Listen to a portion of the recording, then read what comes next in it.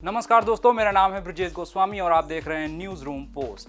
तेरी मिट्टी में मिल जावा जैसे रोंगटे खड़े कर देने वाले और कौन तुझे यूं प्यार करेगा जैसे खूबसूरत गाने लिखने वाले लेखक मनोज मुंतशिर का आज जन्मदिन है। 27 फरवरी 1976 को यूपी के अमेठी के गौरीगंज में पैदा हुए मनोज मुंतशिर ने कई सुपरहिट फिल्मों के डायलॉग भी लिखे। जिस फिल्म बाहुबली का पार्ट देखने के बाद उसके दूसरे पार्ट का देश में सबसे ज़्यादा इंतजार किया गया, मनोज ने उस फिल्म के डायलॉग भी लिखे। उनके कई डायलॉग्स लोगों की जुबान पर चढ़ गए। मनोज आज अपने शानदार गानों और डायलॉग से युवाओं के दिल पर राज करते हैं। मनोज मुंतशिर का कहना है कि उन्होंने हमेशा औकात से बड़े सपने देखे। वो कहते हैं, जूते फटे पहनकर आकाश पर चढ़े थे, सपने हरदम हमारी औकात से बड़े थे।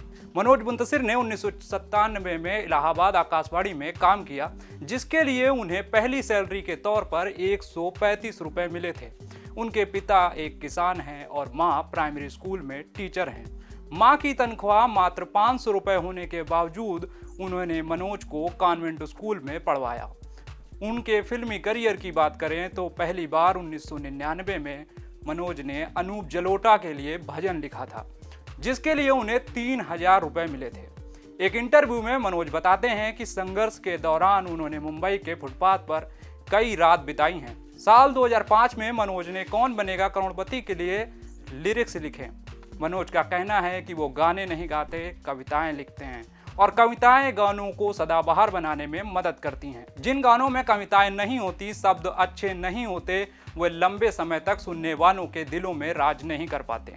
तेरी गलियां, कौन तुझे यूं प्यार करेगा जैसे खूबसूरत गानों को लिखने वाले मनोज मुंतशिर ने ही Kesari, half girlfriend, MS Dhoni, notebook, Sanam Re जैसी बड़ी फिल्मों के गीत भी लिखे हैं। मनोज मुंतशिर को लिखने का शौक बचपन से ही था। जब वो 7वीं या 8वीं कक्षा में थे तो दीवान-ए-गालिब किताब पढ़ी, लेकिन उन्हें उर्दू नहीं आती थी, इसलिए वो ये किताब समझ नहीं पाए। वो मानते हैं कि गाना लिखने के लिए उर्दू की जानकारी बहुत जरूरी है, लेकिन वो ब्राह्मण परिवार से थे, इसलिए उर्दू सीखना उनके लिए आसान नहीं था। इस समस्या को हल करने के लिए एक दिन मस्जिद के नीचे से उन्होंने 2 रुपए की उर्दू की किताब खरीदी ताकि वो इससे उर्दू सीख सकें। इस किताब में हिंदी के साथ उर्दू भी लिखी हुई थी। एक इंटरव्यू में मनोज ने अपनी जिंदगी से जुड़ा एक और दिलचस्प किस्सा बताते हुए कहा कि साल 1997 में एक सर्दी की रात में मैं अपने घर से चाय की तलाश में निकला और एक टपरी पर पहुंच गया और उस पर उन्होंने पहली बार एक शब्द सुना, मुंतशिर।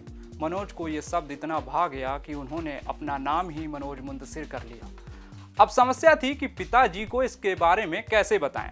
इसके लिए उन्होंने एक तरकीब निकाली और घर की नेम प्लेट पर मनोज मुंतशिर लिखवा दिया। पिताजी को लगा कि कहीं मनोज ने धर्म परिवर्तन तो नहीं कर लिया।